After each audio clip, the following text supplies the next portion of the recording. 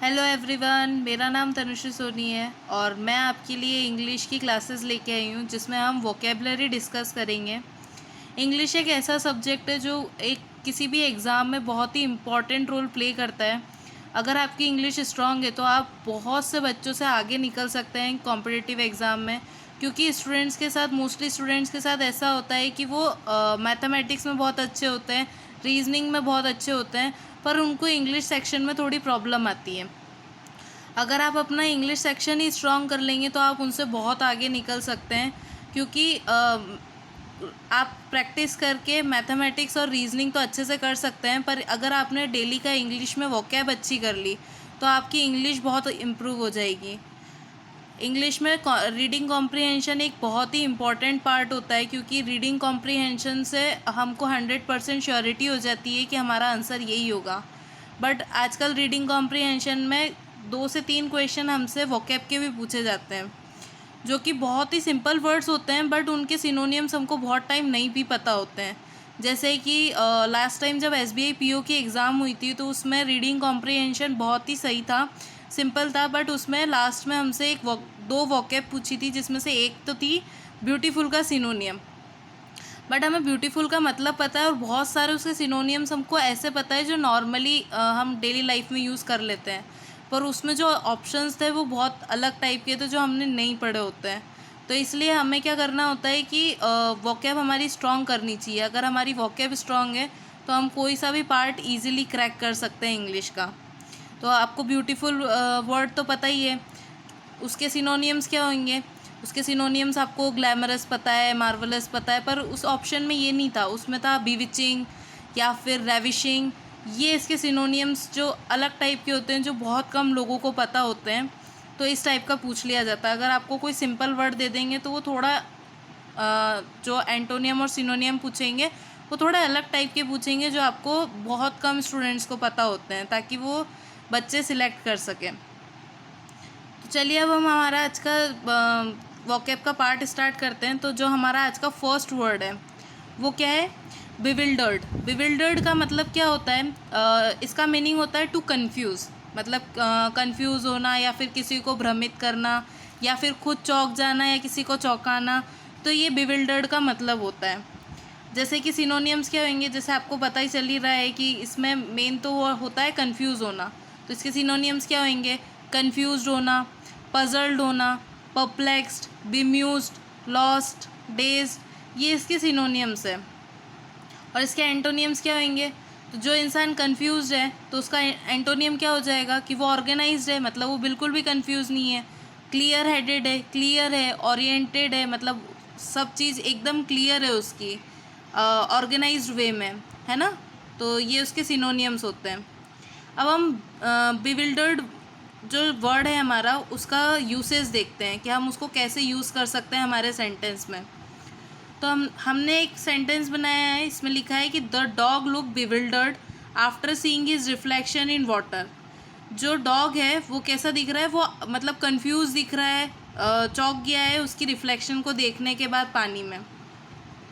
तो इसे आप अपने हिसाब से सेंटेंस बना के देखिए और इन वर्ड्स का यूज़ कीजिए। अगर आप इन वर्ड्स का यूज़ करेंगे ना तो आपको अलग अलग सेंटेंस आप अच्छे से बना सकेंगे और आपकी वोकैब जो है वो स्ट्रॉन्ग हो जाएगी। तो जैसे हमने सेकंड सेंटेंस दिख रहा है हमको, सेकंड सेंटेंस में क्या लिखा है कि Rihan give me bewildered look in exam hall after seeing question paper. मतलब कि रिहान ने क्या किया है कि मुझे कंफ्यूज लुक दिया है एग्ज़ाम हॉल में क्वेश्चन पेपर को देखने के बाद। तो होप सो आपको बिविल्डर्ड का मतलब समझ में आया होगा। तो आप इस वर्ड का यूज़ करके आप खुद सेंटेंस बनाने की कोशिश करें। चलिए आज हम नेक्स्ट वर्ड देखते हैं। नेक्स्ट वर्ड बहुत ही ऐसा मतलब डेली लाइफ में काम आने वाला वर्ड भी है, कि इस वर्ड का मीनिंग जो है वो बहुत सारे लोगों को पता होता है, पर कभी कभार कंफ्यूज हो जाते हैं कि इस वर्ड की जगह क्या यूज़ करें या फिर कैसे बोलें, क्या बोलें। तो इसलिए देखिए हमारा जो सेकेंड वर्ड है वो क्या है? कंडोलेंस। कंडोलेंस का मतलब क्या होता है कि अन एक्सप्रेशन ऑफ सिंपैथी, किसी को सिंपैथी देना, मतलब संवेदना का देना या सहानुभूति देना, स्पेशली जब किसी की डेथ हो जाती है तो अपन उनके फैमिली मेम्बर्स को क्या करते हैं, सहानुभूति देते हैं, मतलब सिंपैथी देते हैं। तो कंडोलेंस का मतलब क्या होता है, एन एक्सप्रेशन ऑफ सिंपैथी, है ना। तो इसके सिनोनियम्स क्या होंगे, सिनोनियम्स हमने अभी एक पढ़ ही लिया है, सिंपैथी मतलब किसी को सांत्वना देना, या फिर हम किसी ऐसे बोल सकते हैं कि किसी को कंफर्ट कराना, कंपैशन, कंसोलेशन, कंपैशन, या किसी को कंसोल करना। तो ये इसके सिनोनियम्स हुए। अब इसका अपोजिट क्या हो जाएगा, इसका अपोजिट ये होगा कि मतलब किसी को देख के कोई फीलिंग नहीं, मतलब ऐसी फीलिंग, क्रूएलिटी होना, कंसर्न बिल्कुल नहीं होना कि हाँ ठीक है यार हुआ होगा तो हुआ होगा। तो ये सब इसके क्या हो जाएंगे, अपोजिट। तो इसको कैसे लिखेंगे, क्रूएलिटी, एंटीपैथी, अनकंसर्न, हार्टेडनेस या एनिमोसिटी, ये इसके क्या हो गए, एंटोनियम्स हो गए। तो हम इस वर्ड का यूसेज देखते हैं कि हम इस वर्ड को कैसे यूज़ कर सकते हैं। तो अभी कोरोना वायरस पेंडेमिक चल रहा है, तो उसी से रिलेट करके हम एक सेंटेंस बनाया है हमने।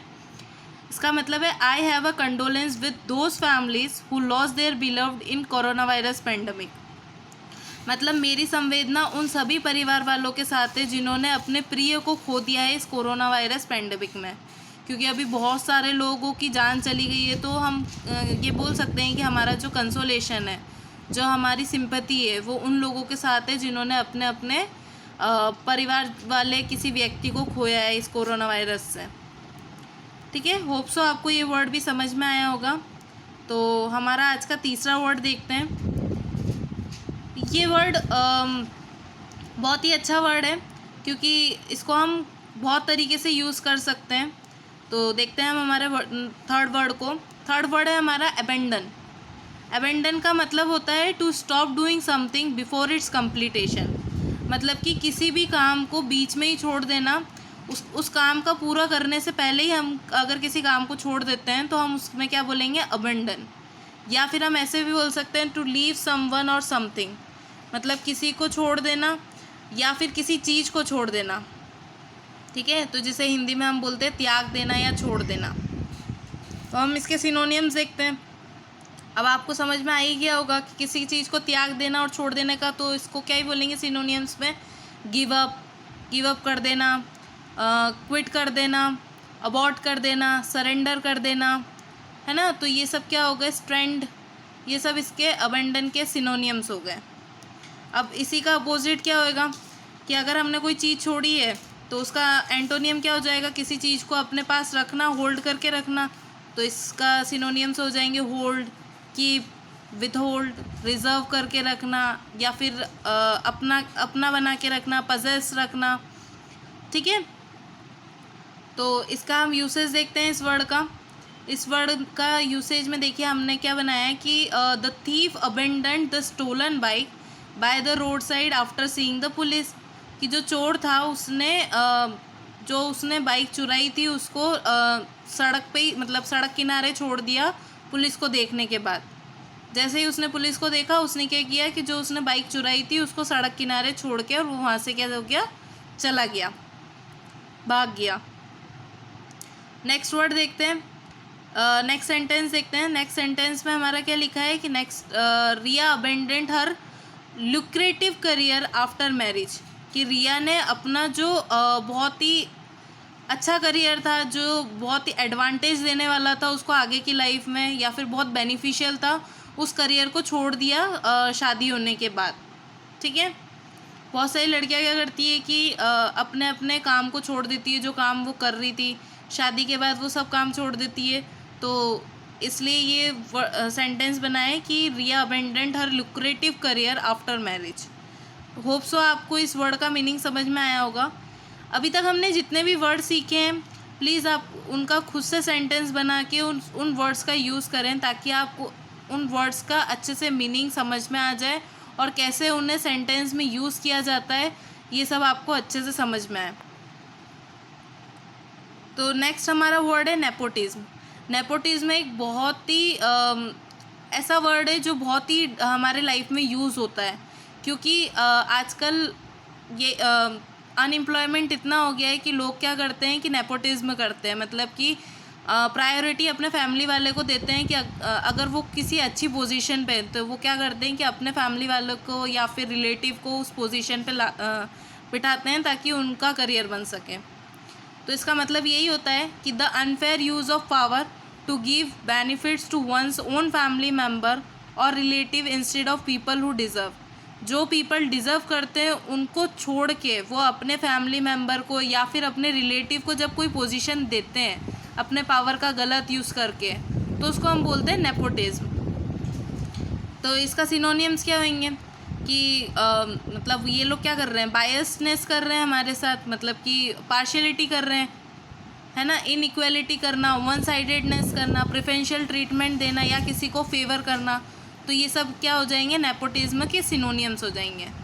और इसी का एंटोनियम क्या होगा, इसी के एंटोनियम्स होंगे इम्पार्शियलिटी, है ना, fairness, neutrality, objectivity, open mindedness या अनबायर्डनेस।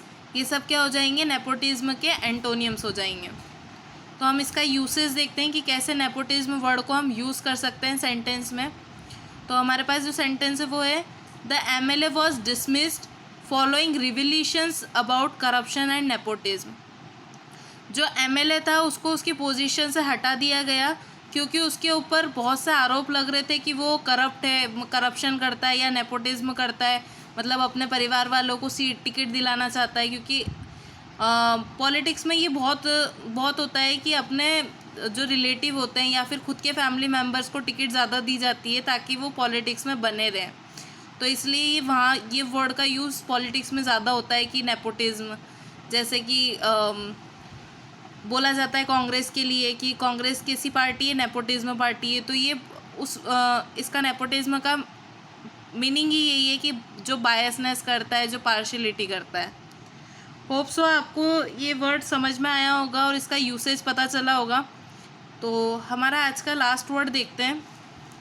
जो हमारा आज का लास्ट वर्ड है वो है मीज़र। मीज़र का मतलब होता है कि बहुत ही कंजूस होना या फिर लालची इंसान होना। मतलब जो बिल्कुल पैसा खर्च नहीं करता है, जो पैसे को अपने पास रखता है, वो ना खुद पे खर्च करता है ना दूसरों पे खर्च करता है, वो बस पैसे को बचा के रखता है। तो उसे कहते हैं मीज़र, ठीक है। A person who holds wealth and spends as a little money as possible. मतलब जितना ज़्यादा वो पैसा बचा के रख सकता है वो उतना ज़्यादा वो पैसे को बचाने की कोशिश करता है, मतलब बिल्कुल खर्च नहीं करता है। तो उसके सिनोनियम्स क्या हो जाएंगे, सिनोनियम्स हो जाएंगे स्टिंगी, हंग्स, स्किन फ्लिंट, मनी ग्रबर या टाइट वॉड। स्टिंगी जो है, स्टिंगी बहुत ही ज़्यादा यूज़ में आने वाला वर्ड है, या एज एन एडजेक्टिव यूज़ होता है। अगर हम मीज़र वर्ड नहीं बोल रहे हैं तो हम स्टिंगी भी बोल सकते हैं। मीज़र और स्टिंगी दोनों ही बहुत यूज़ में आते हैं। तो आप इन दोनों वर्ड्स का बहुत अच्छे से इस्तेमाल कर सकते हैं किसी भी सेंटेंस में। सॉरी। अब हम इसके एंटोनियम्स देखते हैं कि मीज़र का मतलब तो हो गया कंजूस। अब एंटोनियम्स क्या होंगे, जो बिल्कुल भी कंजूस नहीं है, जो पैसा बिगड़ देखे खर्च कर देता हो या फिर ऐसे पैसे उड़ाता हो, तो उनको क्या बोलेंगे, प्रोडिगल, स्पेंडर, वेस्टर, स्क्वेंडर। ये सब क्या हो जाएंगे, मीज़र के एंटोनियम्स हो जाएंगे। हम यूसेज देखते हैं कि Ankush is considered as a miser in his family because he does not spend money in any occasion. जो अंकुश है उसको उसके फैमिली वाले कैसा समझते हैं, उसको कंजूस मानते हैं क्योंकि वो किसी भी ओकेजन में या किसी भी फंक्शन में बिल्कुल भी पैसा खर्च नहीं करता है। तो ये हमारे 5 वर्ड थे। आप इन 5 वर्ड का यूज़ करके और इनके सेंटेंस बनाने की कोशिश करें। ये बहुत ही इम्पॉर्टेंट वर्ड है जो आपके डेली लाइफ में बहुत काम आते हैं, एज वेल एज़ एग्ज़ाम के लिए भी बहुत इम्पॉर्टेंट है। तो होप सो आपको ये वीडियो पसंद आई होगी। अगर आपको ये वीडियो पसंद आई है तो प्लीज़ लाइक करें इस वीडियो को और इस चैनल को सब्सक्राइब करें। मैं ऐसी वोकैब की आपके लिए क्लासेस लेके आती रहूँगी। तो थैंक यू, बाय।